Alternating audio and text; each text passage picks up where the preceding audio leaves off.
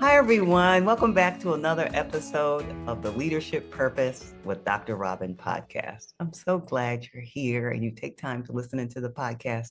And because you've been listening to the podcast so faithfully, you've helped us get ranked in the top 5% of all podcasts globally, according to Listen Notes. So thank you for that. I say it all the time and I'll keep saying it. I really appreciate you. And it would help us even more if you go over and rate, review, and subscribe to the podcast. Okay. All right. Now, today I'm talking to Pam Fox Rollin. Now, let me tell you a little bit about Pam. She coaches top teams and C-levels in Silicon Valley and globally with Altus Growth Partners. Altus Growth Partners. And her books, one book is 42 Rules for Your New Leadership Role. Second book, Growing Groups into Teams. She does that to boost the effectiveness of leaders at all levels. And I can tell you right now, she's an all-around amazing person. Welcome, Pam Fox Rollin. Thank you so much, Dr. Robin. I'm really excited to be here. I love the focus of your podcast. I'm so glad you're here. Now, I just gave a little bit of an introduction. So just you tell us in your own words, first about you, and then about the work you do. Sure. Well, I've noticed in listening to your podcast that personal stories are part of the journey and kind of show what lights us up. So when I was little, people would say, "What do you want to be?" And I would say, "An efficiency expert." And that was not what people expected. But I found myself very curious, like in restaurants, like why did they charge this amount of money? And okay, so if the grilled cheese sandwich costs this much, then how much is there for the waitress? And there's also a cook, and I don't know what it costs to have rent for a restaurant, but I was always thinking about that. And over time, I found myself more and more fascinated with the people side of it. Like, why were people grumpy in this store, but they were happy in this store? And I just got interested in what happens to people and results in organizations. So I started creating my own major in organization studies, and the sociology department at Davis decided to create that major, and I got to be the first graduate in it. Wow. And yeah, that was so much fun. And kind of a mix of sociology and psychology and economics. And then I wound up getting an invitation. At the time, they weren't recruiting at Davis. This was very long ago, from Bain and Company, the consulting firm, the strategy firm. And it was such a great business boot camp for me. Like, I learned, how do things actually work in companies, and how to be part of a team, and how to be part of a team that is serving our client team. And that was just a great amount of fun. And I was trying to decide whether to get a PhD in organizational behavior or get an MBA. And I am glad you made it through. All the PhDs that I talked to at the time, especially women, said that they had never been so depressed in their lives. And the MBA said, "We're having a heck of a lot of fun." I understand the sentiment very well. I understand. But Congrats to you for doing that. thank you. Thank you. And for you for apparently selecting the path of joy. All right. So now I want to go back to this. Did you say efficiency expert when Right. you were, all right. So now like were you in grade school, high school, college? When? No, this is when I was like, 3, 4, 5. And people would say, "What do you want to be?" And I'd say, "Efficiency expert." This is what I thought you said, but how does a 5-year-old or a little girl at whatever age even know the word efficiency or expert for that matter? Well, so I kind of won the parent lottery, and my dad, of blessed memory, was a doctor who worked with kids and also got a master's in educational psychology so that he could work well with the parents and the teachers and the principals and all of that. My mom was an award-winning middle school teacher. And so there were words everywhere, books everywhere, a family that's all about words.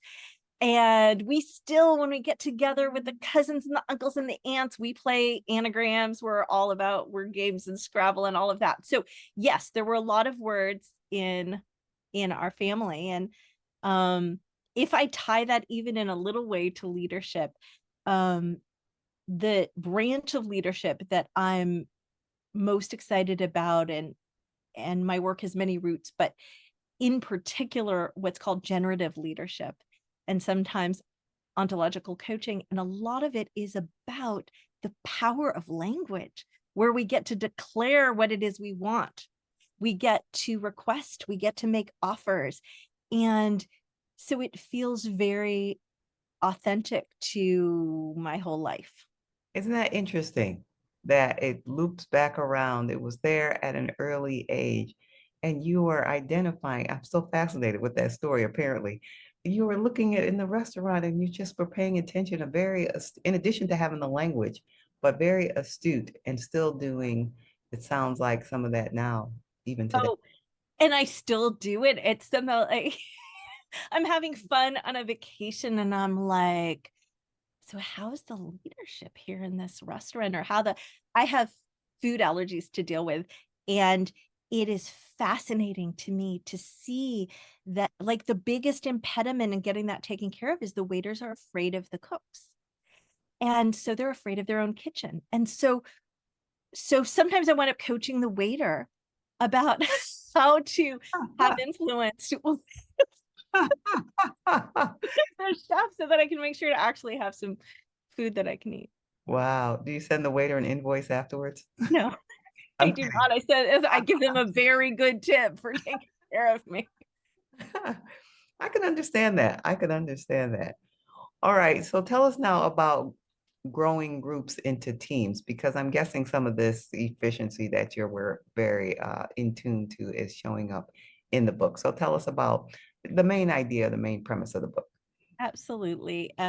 So we were excited. We're a team who wrote a book about teams, and we're so excited to see what it can do in the world, because teams pop up everywhere in your community groups and churches, in your moms groups, in your work, of course, everywhere they show up. And that doesn't mean we're doing them all so well, because I see a lot of misery around it. So we wanted to ground people in the fundamentals, and also sort of the human underpinnings of teams. Not how many people should be on this team, how many teams should do this, on the kind of structural side of it, because there's other books about that. What we want to ground people on is what makes a team. So a lot of people call things a team that might actually be a group. So we say a team has to have minimum two things. One is a promise that everyone there shares. Our promise is we're going to make this happen for somebody. So, random example, a community group that makes food, makes meals for people with cancer or other things going on in their lives. And we've got a promise that those people are going to have a nourishing meal that takes care of themselves, that feels good for their spirit and mentally, as well as nourishes their body. And it's going to be something that they can actually eat with whatever's going on with them. And so that's a promise. Or you could be a product team that's going to make a promise that we're going to have a release that enables our customers to do X, Y, and Z. It could be an internal team that has a promise, as the finance team, that we're going to make it really clear to the functions in the organization, the resources that they have to work with, and we're going to help them make the most out of it. When I go into teams sometimes, Robin, and I ask them, okay, just quickly, everybody jot down, what is the promise of this team? And pretty often we get different answers. And so right away, that's something to work on. And that's number one. And the second thing that makes a team is you have a commitment to coordinate well to fulfill that promise. So inside of that commitment to delivering a product, I'm going to coordinate well with the designer, because if I don't, I'm not likely to, or with the engineer who I'm partnering with. And then we have this promise that we hold together. And what our team at Altus Growth Partners has found is that when we get teams aligned around those two things, no matter what the personalities are, no matter what other factors are happening, it's just a giant leap forward. We can work on all the other stuff. Yeah, that makes so much sense around the promise. And is the promise made public, or is the promise primarily for the team, or it could go either way? Well, I guess, like, if it's a crime ring, you wouldn't want to make it public. But if it's a group in an organization and they become a team that has a promise, I think they would want to let other people know, and they'd probably want to ask the upstream team to them, the downstream team, the cross-functional teams they partner with, hey, what's your team's promise? Yeah. Yeah, that's fascinating. That's fascinating. One last question on this, because apparently it got my attention, this idea of making a distinction between teams and groups. So if a group doesn't have a promise, but they're calling themselves a team, they're really just a group. Yeah. Okay. And what's important about that is not just linguistic, it's that there are benefits of teams. Because if you and I are working together on something and we need to do something differently, a challenge has happened, something didn't go the way we intended, or we see a new opportunity, or there's a new something that the customer wants, there's a new technology we're going to implement, there's something going on, that means we have to do some things that are new. And so I need to know that you're committed to the same thing that I'm committed to, and that you're going to do your best to coordinate with me. And if there's a challenge, that we're going to march together in this, maybe each contributing in our own ways. But I know you're not going to shame me for not knowing my part as I'm figuring this out, because you're my colleague in fulfilling this promise. Makes a lot of sense. That makes a lot of sense. And I'm thinking about my own team right now, but I'm going to stay focused. I'm going to stay focused. Now, would you say you have a sense of purpose in your work, or is that something you're still working toward? Oh yeah. And it's not something I've ever like written down in a particular way and put on the wall, this is my purpose.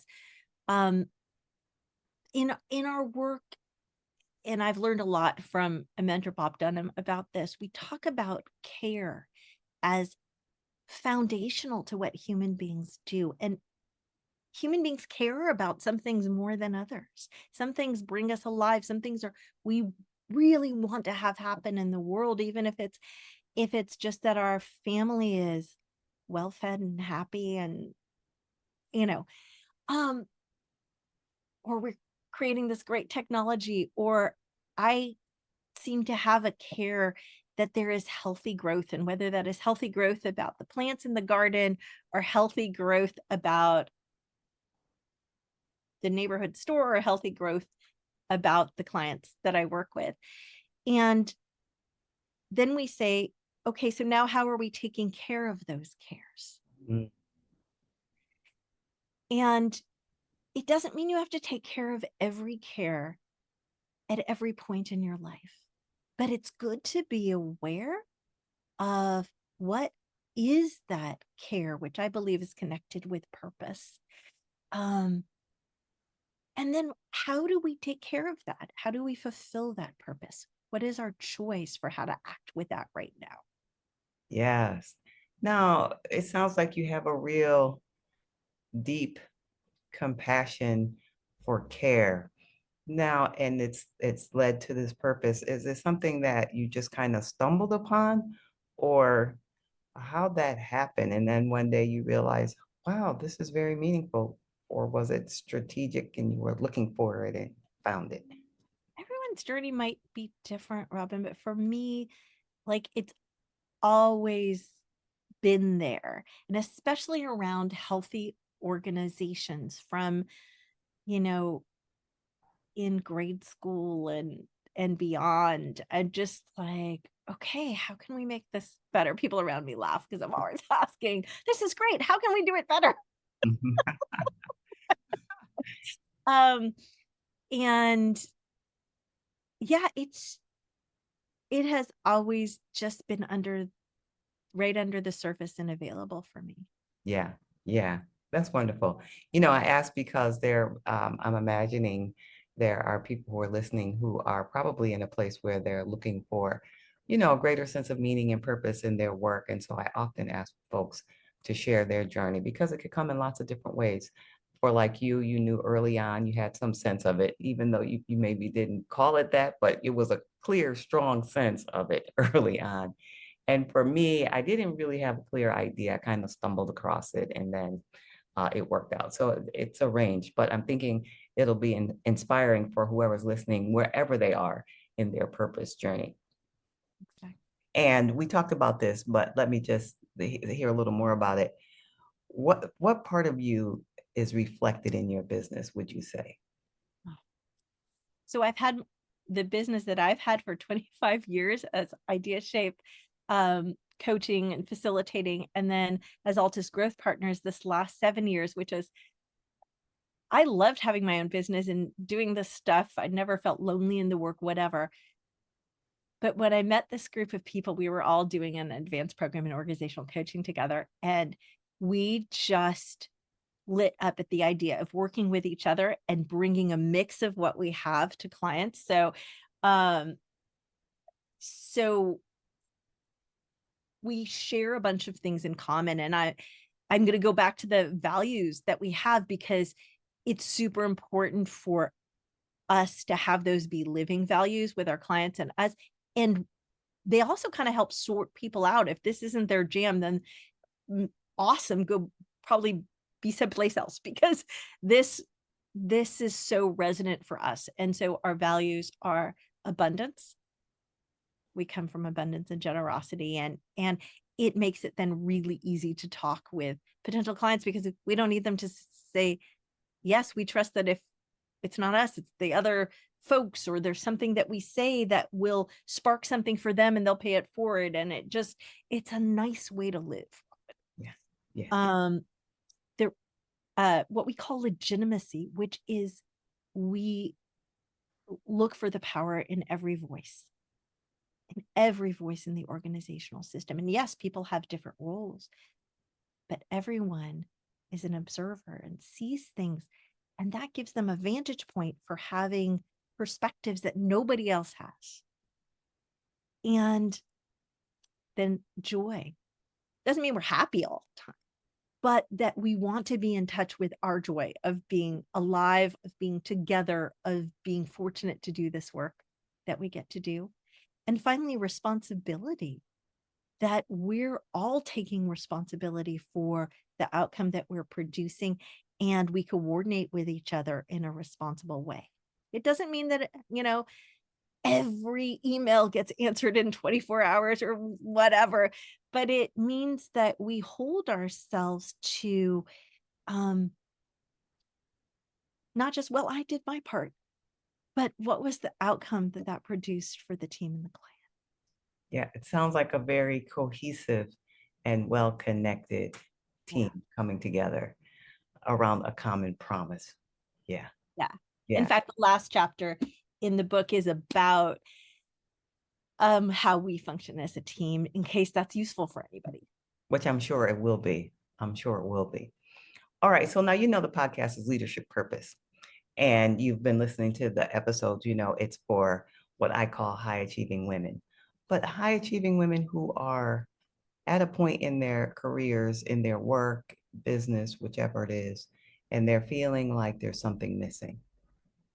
They've climbed the ladder of success, whatever that is for them and where they are, and they find themselves at the top of the wrong ladder.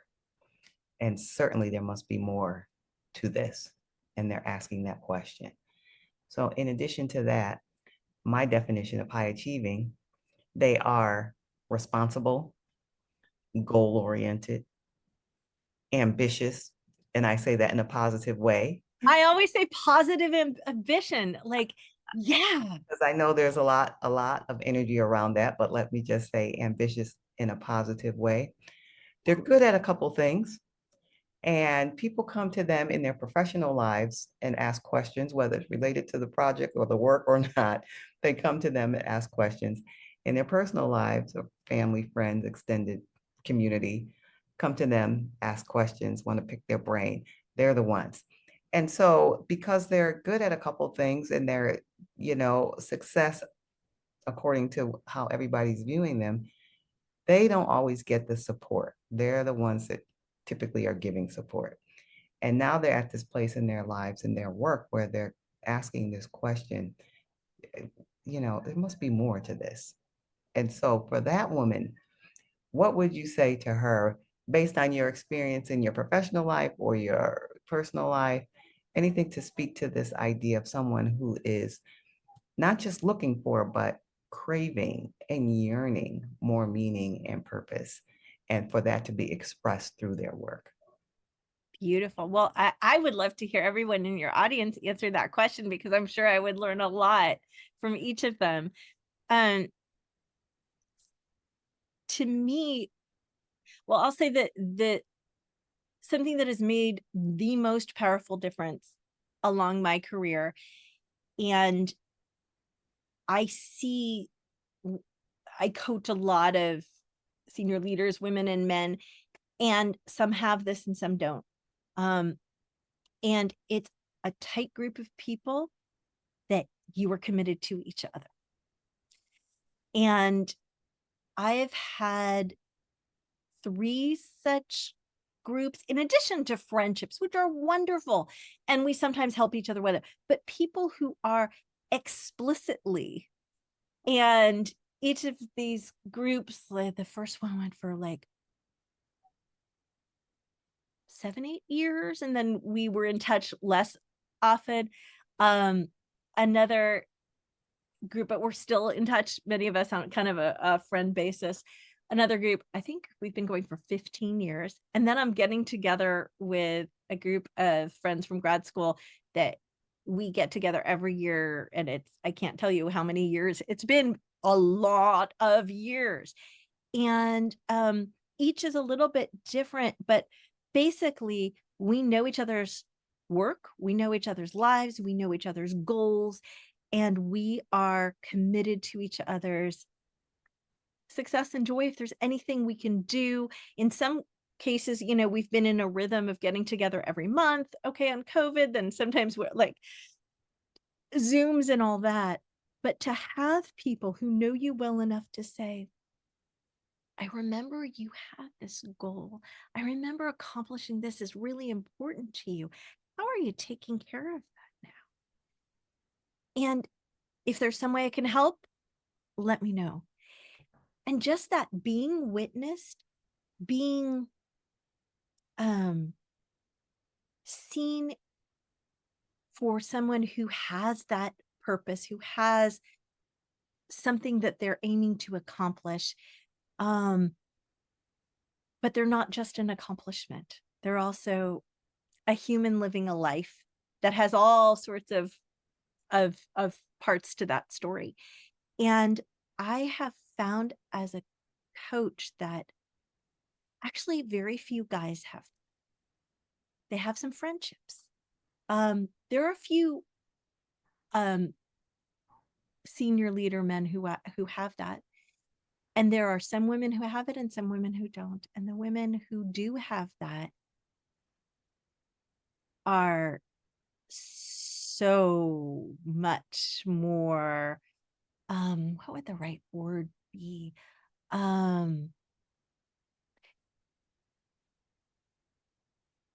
Supported and just able to accomplish without, yeah, we all have the down periods and whatever, but you've got a group of people, a team of people who are committed to supporting you on that journey, even if you only see them once a month and it's by Zoom. Yes, I mean, I can really relate to what you're saying as you're saying it. And it brings to mind a group that I've been meeting with since 2020, right in the summer of the heart of the pandemic. We've been meeting on Zoom. We're all around the US and outside of the US, a small group of uh, a group that I've been facilitating, and we are the leadership circle. That's what we call ourselves. And I mean, it's amazing. And I was just bringing all that back, came back to me once you talked about that. In our monthly Zoom meetings, it's like we are really connected and really getting to know each other. So now I'm going to go back and tell them that you said this. Okay, good. I see that it makes a real difference. Yeah. It's a cliche about lonely at the top, but it's true. Yeah. Yeah. All right, you've been so generous, Pam, with your time, and I know you have things to do. But before we tell people how they can get in touch with you, is there anything that you want to say that maybe I didn't think to ask, or did something pop into your mind or your heart or your spirit that you want to share before we tell people where they can reach you? Yeah. There's always just the next conversation. So when things go sideways, and they do on our team too, somebody says something that hits somebody else the wrong way, or what, you didn't tell me about that. And, all those things happen in good teams, in good families, in good relationships. Um, there's always just the next conversation. Yes. And when you see that your purpose is connected to how you're in that relationship, that if you have a purpose to accomplish this in your business, and that person has a role to play in that, then there's always the opportunity to go have that conversation with the person and listen to them and see what matters to them and see how you guys can get back on track to accomplish that promise together. Okay, that's beautiful. That's beautiful. All right, so I'm guessing people are saying, yeah, where can we be in touch? Where can we get more information? So where can they reach out to you? I'd be very happy to connect on LinkedIn. I think I'm the only Pam Fox Rollin on LinkedIn. So let me know that they're a listener, because I don't just randomly, but I'm very glad to connect with anyone who listens to your podcast. And then altusgrowthpartners.com. Okay. It's actually altusgrowth.com. No, Altusgrowth.com, yeah. altusgrowth.com. And we'll be sure to put that in the show notes and in the description. Pam, thank you for sharing your time and your heart and your joy with us here today. Really appreciate you. Likewise, Robin. Thank you for bringing this conversation to so many women. You're welcome. Okay, everyone, I'd love to hear from you. Head on over to social media, drop me a message, let me know your takeaways or what you're thinking about, or if you're looking for more purpose in your own work. You can find me at all channels at Robin L. Owens, PhD, at Robin L. Owens, PhD, but I spend most of my time on LinkedIn. And I'd love for you to go over to the podcast website and pick up a new checklist that I created just for you if you're looking for more meaning and purpose in your work. And the podcast website is leadershippurposepodcast.com, leadershippurposepodcast.com. So head on over, pick up the checklist. I'd love for you to see it. I'd love to hear your response to it. And until next time, this is Dr. Robin.